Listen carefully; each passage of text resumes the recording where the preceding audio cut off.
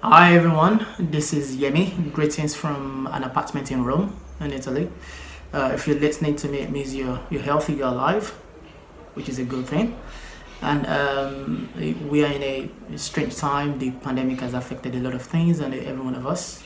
But it's very key for us to recognize that the effect of the pandemic is disproportionately felt. Some people are more vulnerable than the others. And for someone like me, I'm a Nigerian, a black man, and I'm in Europe. I have my job secured, my income secured. I could put food on my table. I could access my basic needs. This is a sort of a two-side of the world that I embody in myself, because I also know that there are friends and family back at home in Nigeria who have it more difficult than me, and the same thing.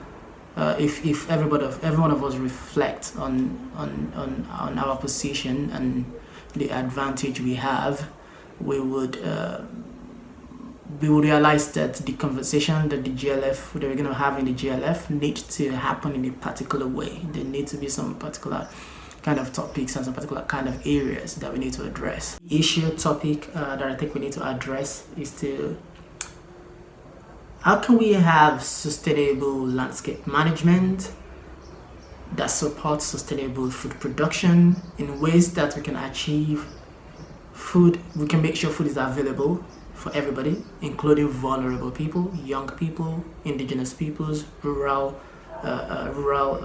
communities, and also in ways that there are sustainable source of income generation and employment for different people in the society as well.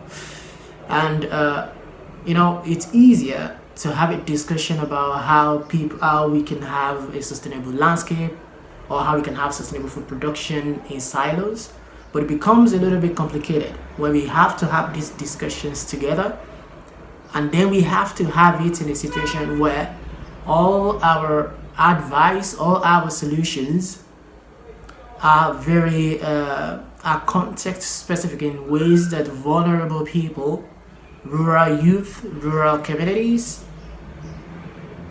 can associate themselves with our solutions. One thing I'm trying to get to actually is also a conversation that pays attention to the politicization of food and diet. It's not going to be easy to have this discussion because there are going to be contested topics.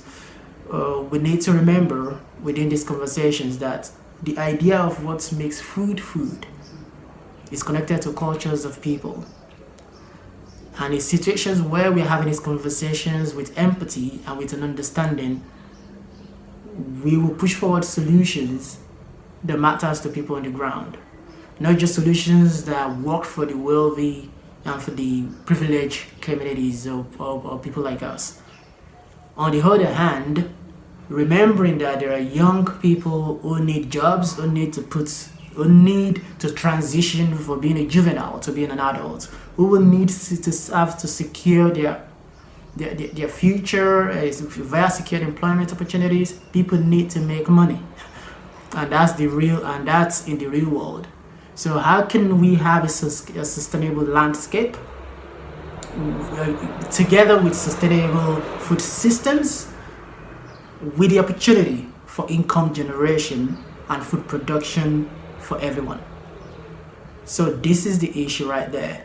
And from my hand as a young professional and someone that speaks for young professional in my job, we need to look at investment opportunities across different institutions at different levels that are conversant with the peculiarity of young professionals on the ground, in the sense that young professionals don't have all the security and collateral that investment portfolios often demand.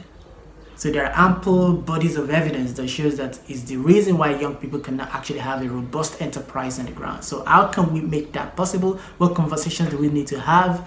What kind of call to action needs to take place? A key issue right here is not just to discuss about these solutions, but to also itemize needs on the ground to institutions who are present in these conversations. Who will do what? Who will volunteer to lead a particular process? This will be key.